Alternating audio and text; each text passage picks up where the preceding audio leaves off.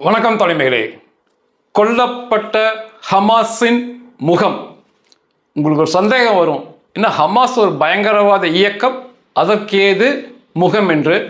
ஹமாஸுக்கென்று ஒரு முகம் இருந்தது.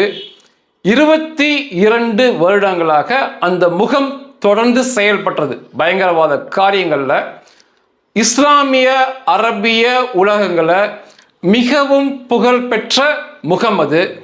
முகநூலிலும் இன்ஸ்டாகிராம்லுமே அந்த முகத்துக்கு இருந்த ஃபாலோவர்ஸ் வேற யாருக்குமே கிடையாது. அதுக்கப்புறம் அந்த முகத்தின் கணக்கு முடக்கப்பட்டது முகநூல்லையும் இன்ஸ்டாகிராம்லையும். அதுக்கப்புறம் அவனுக்கு தனியாக ஹமாஸுக்கென்று ஒரு வலைதளமே அவங்க ஆரம்பித்தாங்க. அந்த முகத்தை சொன்னாலே ஒரு இராணுவ உடை, சிகப்பு துண்டால் மறைக்கப்பட்ட முகம், விரலை உயர்த்தி பேசும் தோற்றம், இதெல்லாம் சேர்ந்தது தான் அபு உபைதா அப்படிம்பாங்க. அபு உபைதானா இது ஒரு பொதுவான பெயர். அபு உபைதானா ஃபாதர் ஆஃப் ஒர்ஷிப்பர்ஸ், வழிபாடு செய்பவர்களின் தந்தை என்று அர்த்தம் கொள்ளப்படும். இது இதெல்லாம் இந்த பயங்கரவாத தரப்பில் இவனுக்கு கொடுக்குற பில்டப்பு. இவன் ஒரு சூரியனை பார்த்து குறைக்கும் நாயை போன்றவன். இஸ்ரேலோட தரப்புல உலக நாடுகள் பார்வையில் ஒரு சூரியனை பார்த்து நாய் குறைக்கும் இல்லையா, அதை போல ஒரு நபர் தான் இவன். அவனுங்க தரப்புல இவனை ரொம்ப பில்டப் பண்ணுவானுங்க. இவன் அபு உபைதாவை மிகப்பெரிய அளவு பில்டப் பண்ணுவாங்க. வேர்ட்ஸ் ஆஃப் புல்லட் அப்படிம்பாங்க. இவனுடைய வார்த்தைகள் துப்பாக்கி தோட்டா அப்படின்லாம் பில்டப் பண்ணியிருப்பாங்க இந்த சூரியனை பார்த்து குறைக்கும் நாய்க்கு. 20 வருஷமா ஏன் இஸ்ரேல் அவனை கொல்லலை, ஏன் அவனை அதுக்கப்புறம் கொன்னாங்க, ஏன் 20 வருஷமா அவனை விட்டு வச்சாங்க, இது ஒரு சந்தேகம். அதே போல இஸ்ரேலுடைய தந்திரங்கள் ரொம்பவே புரிஞ்சுக்கணும். 20 வருஷம் இவனை கொல்லலை, ஆனால் இவனை சார்ந்த குடும்பங்களை கொண்டுட்டாங்க. அதாவது இவனை கொல்ல போறோம்னு தாக்குதல் நடத்தி அந்த தாக்குதல் எல்லாமே இவன் தப்பிச்சிட்டான் அப்படிம்பாங்க. ஒரு வீட்டுக்குள்ள போய் குண்டை போடுவாங்க. அவன் வீட்டில் அப்பா அம்மா சகோதரிகள் அவங்கெல்லாம் கொல்லப்பட்டாங்க. இறுதியில் மனைவி குழந்தைகள் கொல்லப்பட்டாங்க. ஆனால் இஸ்ரேல் என்ன சொல்லுவாங்க அப்படின்னா, நாங்கள் அவனை தேடி தான் குண்டு போட்டோம், அவன் தப்பிச்சிட்டான் அப்படிம்பாங்க. தொடர்ச்சியாக 20 வருஷம் இஸ்ரேல் அவனை கொல்லாததற்கும் ஒரு காரணம் இருந்தது. அதுக்கப்புறம் அவனை கொன்றதற்குமே ஒரு காரணம் இருந்தது. இவனுடைய இயற்பெயர் ஹுத்தைஃபா சமீர் அப்துல்லா அல் ஹாலத். இதுதான் இவனுடைய இயற்பெயர். 11ஆம் தேதி பிப்ரவரி மாதம் 1985 பிறந்தவன் தான் இந்த அபு உபைதா. ஹமாஸ்னாவே உங்களுக்கு ஞாபகம் வர வேண்டியது ஒரு 4 முக்கியமானவர். ஹமாஸ் என்றாலே அகமது யாசின் தான் முதல்ல ஞாபகத்துக்கு வரணும். இவன் தான் இந்த ஹமாஸை தோற்றுவித்த பிதாமகன், ஒரு மதகுரு. இந்த இஸ்லாமிய விஷயத்தில் மிகவும் படித்த மதகுரு அகமது யாசின். 2வது ஞாபகம் வர வேண்டிய நபர் முகமது டெய்ஃப். இவன் தான் ஹமாஸ் ஒரு அரசியல் பிரிவில் அல் ஹசம் பிரிகேட்னு ஒரு இராணுவ பிரிவை உருவாக்கி அதில் நுக்பா கமாண்டோஸ்ன்னு சொல்லி அதிரடி வீரர்கள்லாம் உருவாக்கி இந்த ஹமாஸை மிகப்பெரிய அளவு பயங்கரவாத இயக்கமாக, அதாவது இந்த ஆயுதங்களை கொண்டு குழந்தைகளையும் பெண்களையும் கொல்லும் விதமாக, அதுதான் அவங்களுடைய இராணுவம், வேற எதுவுமே கிடையாது, உருவாக்கியவன் தான் முகமது டெய்ஃப். 2வது. 3வது யாஹ்யா சின்வார். இவன் 3வது ஞாபகத்துக்கு வரணும். இவன் தான் நடமாடும் சவக்குழி. இவன் நடந்தாலே பிண உலகம், பேசினா பிண உலகம், அப்பேற்பட்ட ஒரு ஓனான் அப்படிதான் இருப்பான். 4வது இந்த அபு உபைதா ஞாபகம் வரணும். ஏன்னா இந்த மொத்தமாக அவனுக்கு செய்யறத பூராமே மக்களிடம் கொண்டு சேர்த்தது, அந்த பயங்கரவாத பிரிய மக்கள்கிட்ட கொண்டு போய் சேர்த்தது இந்த அபு உபைதா. அல் ஹசம் பிரிகேட் இந்த இராணுவ பிரிவின் செய்தி தொடர்பாளனாக இருந்தான். இந்த செய்தி தொடர்பாளன் என்று தாண்டியுமே ஹமாஸ்ல இவனுக்கு கிடைத்த புகழ் வேற யாருக்குமே கிடைச்சிருக்காது. 2002 2025 வரைக்கும் 23 வருஷம் அல் ஹசம் பிரிகேடுக்கு செய்தி தொடர்பாளனாக இருந்தான். இவன் காசால இருந்த இஸ்லாமிக் யூனிவர்சிட்டியில் மாஸ்டர் டிகிரி முடித்தவன். இஸ்லாமிய படிப்பில் இவன் மாஸ்டர் டிகிரி முடித்தவன். பிஹெச்டி ஆராய்ச்சி முனைவர், அதையுமே படிச்சுட்டு இருந்தவன். குரான் மெமரைசர் அப்படிம்பாங்க. குரானை முழுவதுமாக ஞாபகப்படுத்தி ஒப்பிப்பது. அந்த குரான் மெமரைசர் இவன். இந்த இஸ்லாமிக் ஸ்டடி, இஸ்லாமிக் சட்டங்கள்ல மிக கற்று தேர்ந்தவன். இவன் வார்த்தைகளை வந்து ஏற்கனவே சொன்ன வேர்ட்ஸ் ஆஃப் புல்லட் அப்படிம்பாங்க. இவனோட வார்த்தைகளும் துப்பாக்கி தோட்டாவும் சீறுகின்ற துப்பாக்கி தோட்டாவும் ஒரு போல அப்படிம்பாங்க. பேச்சில் ரொம்ப கேவலப்படுத்துவான். இஸ்ரேலிய இராணுவத்தையும் இஸ்ரேல் ரொம்ப கேவலப்படுத்தி பேசுவான். இந்த இஸ்ரேல் சோல்ஜர்ஸ் வந்து இராணுவர்கள் வந்து 2 பேர் கடத்தப்பட்டாங்க 2 சமயத்தில். அதையெல்லாம் ரொம்ப கிண்டலாக அறிவித்தவன் இந்த அபு உபைதா தான். இந்த 2021 ஒரு முறை காசாவை தாக்குவதாக இருந்தது இஸ்ரேல். அப்போ இவன் என்ன பேசினான்னா, இஸ்ரேலுடைய தலைநகர் டெல் அவீவ் மற்றும் இஸ்ரேலுடைய நகரம் டிமோனா, அங்கே தான் இஸ்ரேலுடைய அணு ஆராய்ச்சி மையம் செயல்படுது. அதுபோக இஸ்ரேலுடைய துறைமுக நகரங்கள் அஸ்தோத், அஸ்கலோன் மற்றும் பெர்சேவா, இதையெல்லாம் தாக்கி தகர்த்து அழிப்பது எங்களுக்கு வந்து தண்ணியை குடிப்பதை விட மிக எளிதானதுன்னு பேசலாம். இந்த அபு உபைதா, நாங்கள் தண்ணியை குடிக்கிறதை விட ரொம்ப எளிதாக இந்த இஸ்ரேல் நகரங்களை தாக்கி அழித்து விடுவோம் என்று சொன்னால், இந்த இஸ்ரேல் இராணுவர்களை எப்பவுமே பேம்பர்ஸ் ஆர்மின்னு தான் பேசுவோம். பேம்பர்ஸ் அப்படிங்கும்போது இந்த குழந்தைகள் வந்து இந்த சிறுநீர்லாம் கழித்தா உள்ளே இருப்பவர்கள் மாட்டுவாங்க. பேம்பர்ஸ் ஆர்மின் அடிக்கடி சொல்கிறவன். இந்த யாஹ்யா சின்வாரை வந்து இஸ்ரேல் கொல்றதா இருந்துச்சு. யாஹ்யா சின்வார் கொல்லப்பட்டால் பூகம்பத்தை இஸ்ரேலுக்குள்ள ஏற்படுத்துவோன்னு சொல்லலாம். இதெல்லாம் சொல்லும் போதெல்லாம் இஸ்ரேல் விட்டுக்கிட்டே இருந்தாங்க. காரணம், இவன் ஒரு குறைக்கின்ற நாய். இந்த குறைக்கின்ற நாயை கொண்டா இன்னொரு குறைக்கின்ற நாய் அங்கிருந்து வருவானுங்க, வராம போறதில்ல.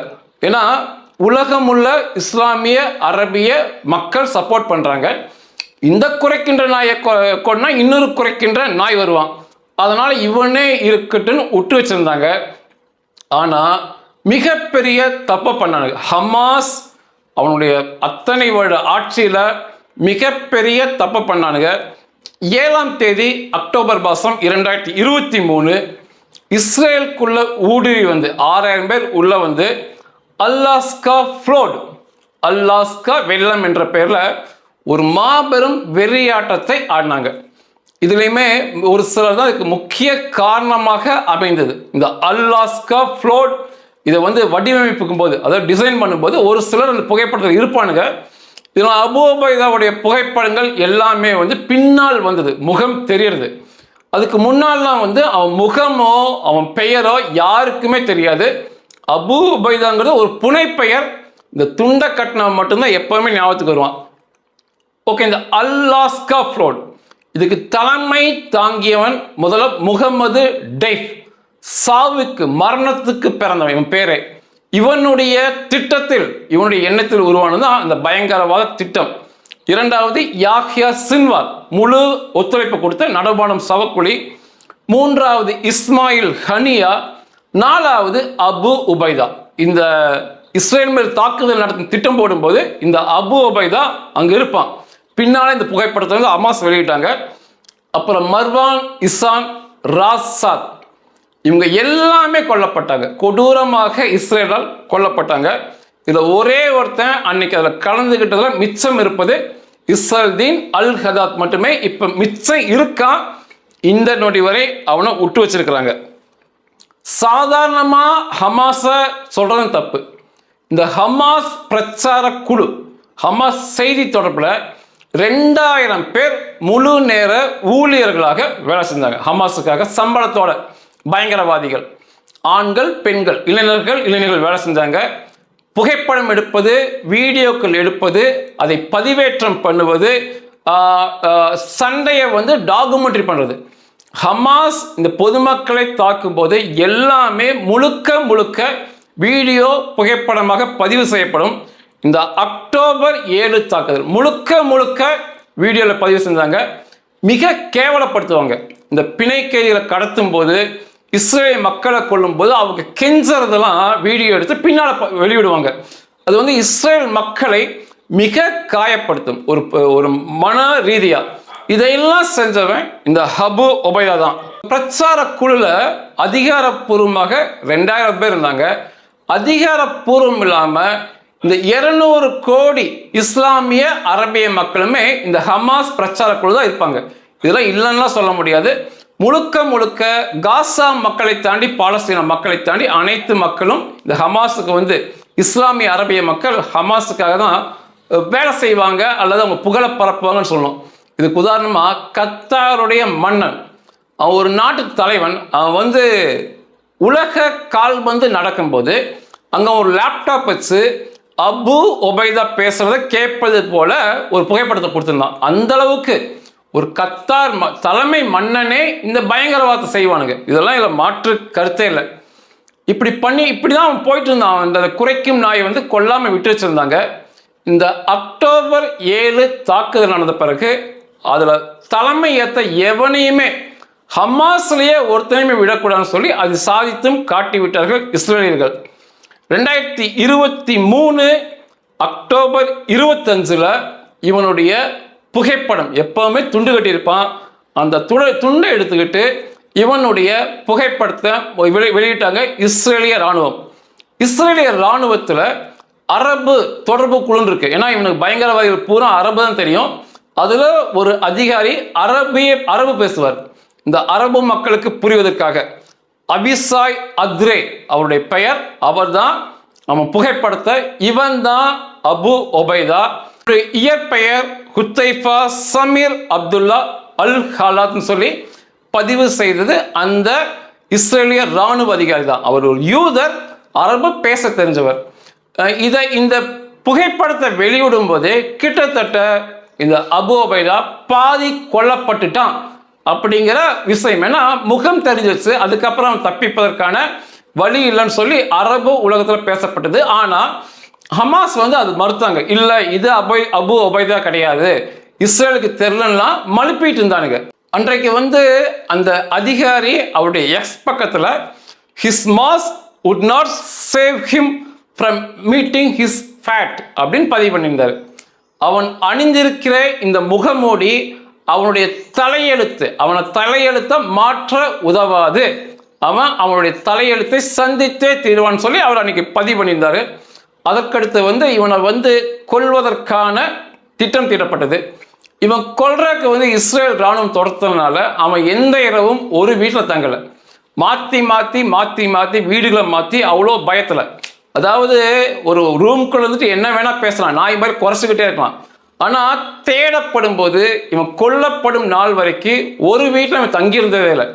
இவனும் சரி, முகமது டைஃபும் சரி, யாஹியா சின்வார் சரி, ஒரு வீட்டில் இருக்க மாட்டானுங்க. ஏதோ ஒரு வீட்டில் போய் அந்த தஞ்சம் புகுந்து பிழைப்பன் நடத்திக்கிட்டே இருந்தாங்க. இந்த 2025 ஆகஸ்ட் மாதத்தில் இந்த காசா சிட்டியை அழிக்கலாம் அப்படின்னு உள்ள போறதுக்கு இஸ்ரேல் ராணுவம் தயாரானாங்க. காசாவை அழிச்சிட்டாங்க. காசாவில் உள்ள காசா நகரத்தை அழிக்க 2025 முற்பட்டாங்க. அப்போதான் இந்த அபு ஒபைதா கடைசியாக வீடியோ பதிவுன்னு வெளிவிட்டான். அவன் என்ன சொன்னான்னா, காசாவுக்குள் உள்ள வந்தா, காசா நகரத்துக்குள் உள்ளே வந்தா, இந்த காசா நகரத்துக்குள்ளதான் இஸ்ரேலுடைய பிணை கைதிகள் இருக்காங்க, நிச்சயமாக அவர்கள் கொல்லப்படுவது தவிர்க்க இயலாதுன்னு சொல்லி பேட்டி கொடுத்தான். ஆகஸ்ட் மாதம் 29 கடைசி ஒரு வீடியோ பதிவு அவன் கொடுத்தான். காசா நகரத்துக்குள் இஸ்ரேல் இராணுவம் வந்தால் அவர்கள் ரத்த ஆறு ஓடும் பதிவு பண்ணிதான். கடைசி வீடியோ அவனுக்கு அதுதான். அவனுடைய ரத்த ஆறு, அவனுடைய குடும்பத்தின் ரத்த ஆறு ஓடும் என்று தெரியாமையே 30 ஆகஸ்ட் மாதம் 2025 காசா நகரத்தில் அல் ரிமால் என்ற ஒரு பகுதியில் 6 மாடி அடுக்குமாடி குடி 6 மாடி அடுக்குமாடி குடியிருப்பில் அவன் குடியிருக்கிறான் அப்படிங்கிற தகவல் இஸ்ரேலுக்கு கிடைச்சது. உறுதியான தகவல். உடனே அவனை கொல்லுவதற்கு தயாரானாங்க. உலகத்திலேயே அதிக நெருக்கமாக மக்கள் வாழும் பகுதியில் ஒன்று இந்த காசா நகரம். ரொம்ப நெருக்கமாக மக்கள் வாழ்வாங்க. அப்போது பெரிய அளவு பொதுமக்கள் சாகக்கூடாது, அதே சமயத்தில் அவனும் தப்பிக்க கூடாதுன்னு சொல்லி கருத்தில் இந்த ஆப்ரேஷன் நடத்தப்பட்டது.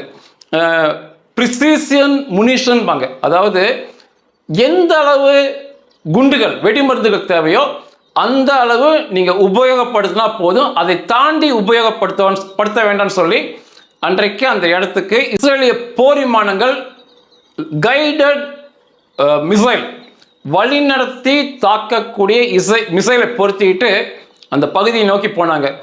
மிகப்பெரிய அளவு அந்த அப்பார்ட்மெண்ட் அடி வாங்கிடக்கூடாதுங்கிறதுனால எந்த தளத்தில் அவன் தங்கி இருக்கிறான்னு சொல்லி அப்போ பார்த்தாங்க. ஏரியல் சர்வன்ஸ், அதாவது ட்ரோன் மற்ற சிசிடிவி மூலமாக பார்ப்பது ரியல் டைம் இன்டெலிஜென்ட் அப்படிம்பாங்க. அந்த நொடி அங்கே நின்று உளவு தகவல் கொடுப்பார்கள். அவர்கள் மூலமாக கேட்கும்போது இந்த 6 மாடியில் 2வது மாடியிலையோ 3வது மாடியிலையோ அவன் இருக்கான். அந்த நொடி பொழுதுல ஒன்னா 2ல இருக்கணும், இல்லை 3ல இருக்கணும் அப்படின்னாங்க. அப்போ வந்து இஸ்ரேல் ராணுவம் வந்து அந்த விமானப்படைக்கு 2வது தளத்தையும் 3வது தளத்தையும் தாக்கி அழிக்க சொன்னாங்க.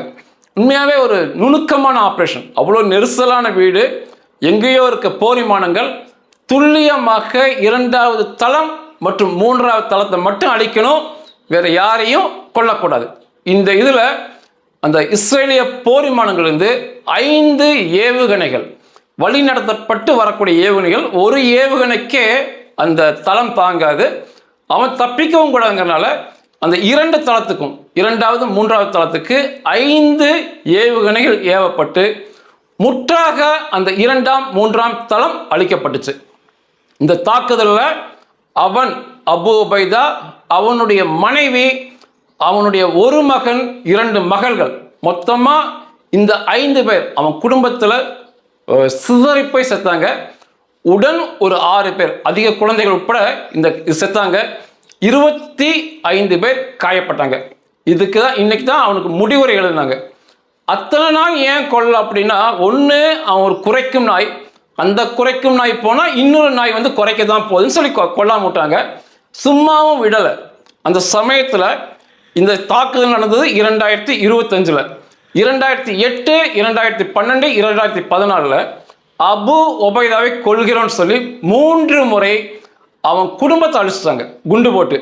அவன் சாவதற்கு முன்னாலேயே அவன் குடும்பம் செத்தது, அப்பா அம்மா சகோதரன் சகோதரிய பார்த்தவன் இந்த அபு உபைதா. இந்த அபு உபைதா மட்டுமல்ல, அனைத்து இந்த ஹமாஸ் பயங்கரவாத தலைவர்களுமே அவர்கள் சாவதற்கு முன்பாக அவர்களின் குடும்பம் செத்ததை பார்த்தவனுங்க, பிள்ளைகள் உட்பட. இது ஒரு மிகப்பெரிய மனவழி.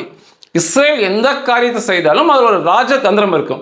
எடுத்தோனையும் அவனை போய் கொண்டுட்டா அது நல்லா இருக்காது, அவனுக்கு பெருசாக வலிக்காது. அவனை கொல்றான்னு சொல்லி அவன் குடும்பத்தை தொடர்ச்சியாக கொள்ளும்போது அவன் வந்து வாழும் போதே மிகப்பெரிய மன வலியோடு தான் வாழ முடியும். இப்படி 3 தடவை அவனை கொல்றோன்னு சொல்லி தாக்குதல் நடத்திட்டு அதை நியாயப்படுத்திட்டாங்க இஸ்ரேலில். நாங்கள் அவன் இருக்கான்னு குண்டு போட்டான், அவன் தப்பிச்சு ஓடிட்டான், அவன் குடும்பம் செத்தது பரிதாபம் தான் அப்படி சொல்லி எப்போவுமே முடிச்சுக்குவாங்க. அப்படி 3 முறை அவன் குடும்பம் கொல்லப்பட்டது.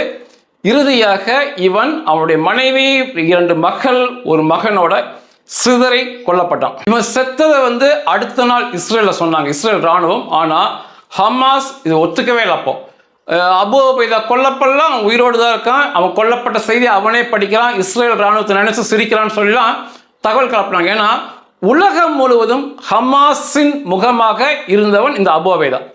இவன் கொல்லப்பட்டான்னு சொன்னா ஹமாஸே கொல்லப்பட்டது போன்ற அர்த்தம். அதுவும் இல்லாம உலகம் முழுவதும் கத்தார் மன்னர் வந்து உலக கோப்பை கால்பந்துல இவனை காட்டி பேசுற அளவுக்கு இவன் பெரிய ஆள்.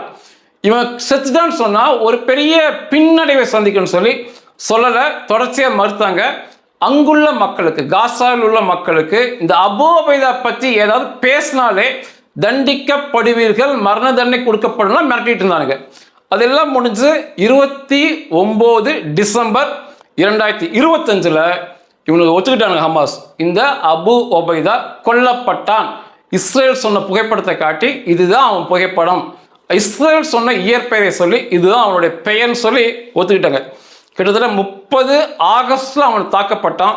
29 டிசம்பர்ல வந்து ஒத்துக்கிட்டாங்க. 4 மாசம் கழிச்சு தான் இவனுடைய மரணத்தை ஒத்துக்கிட்டாங்க. அந்த மரண செய்தி அறிவிக்கும் போதே அபு உபைதா கூட முகமது சின்வார், யாகியா சின்வாருடைய தம்பி, அவன் கொல்லப்பட்டது. முகமது சப்பானா கொல்லப்பட்டது. ராசாத் கொல்லப்பட்டது. ஹக்காம் அல் இசா கொல்லப்பட்டது. இதை எல்லாமே ஒத்துக்கிட்டாங்க. அதுக்கு முன்னால் இஸ்ரேல் சொல்லியிருந்தாங்க, இவனுக்கு ஒத்துக்காமையே உருட்டிட்டு இருந்தானுங்க. கடைசியில் வேற வழி இல்லாமல் இவர்கள் எல்லாம் கொல்லப்பட்டார்கள் என்று சொல்லி ஒத்துக்கிட்டாங்க. இதை ஒத்துக்கிட்டது யாருன்னா அவன் பேரும் அபு உபைதா. நான் ஏற்கனவே சொன்னேன் இல்லையா, ஒரு நாய் குறைக்கும் நாய் கொல்லப்பட்ட அடுத்த நாய் வந்துடும். இப்போ அடுத்த நாய் வந்திருக்கு. அவனுடைய பெயரும் அபு உபைதா தான். அவனுமே இராணுவ உடையில் முகத்தில் சிவப்பை துண்டை கட்டிக்கிட்டு இருக்கான். இதுக்கு முன்னால் நான் பேசி இந்த பதிவில் கொல்லப்பட்டவனை சொன்னதுமே அபு உபைதா தான். அவனும் இராணுவ சீருடையில் சிவப்பை துண்டை கட்டிட்டு இருப்பான். அதுக்கு முன்னால் ஒருத்தனை கொண்டாங்க, அவனுடைய வழித்தோன்றல் தான் அவன். இவன் இப்போ கொல்லப்பட்டவன். அதுக்கு முன்னால் கொல்லப்பட்டவன் பேரும் அபு உபைதா தான். இராணுவ சீருடையில் இருப்பான், முகத்தை சிவப்பு துண்டில் கட்டியிருந்தான். இது இவங்களுடைய வழக்கம். எனக்கு என்ன ஒரு ஆச்சரியம்னா, ஒரு யூதர்களுக்கு 200 அரபிய இஸ்லாமிய அந்த பக்கம் இருக்காங்க, ஒரு யூதரை எழுத்து. ஆனால் இந்த ஒரு யூதர் தொடர்ச்சியாக இவர்களை கொல்வதை வாடிக்கையாக வச்சிருக்காங்க. இஸ்ரேலுடைய வழக்கம் என்னன்னா, இந்த ஹமாஸ் பயங்கரவாதிகள், இஸ்லாமிக் ஜிஹாத் பயங்கரவாதிகள், இது போன்ற பயங்கரவாதிகளை தொடர்ச்சியாக கொல்றாங்க.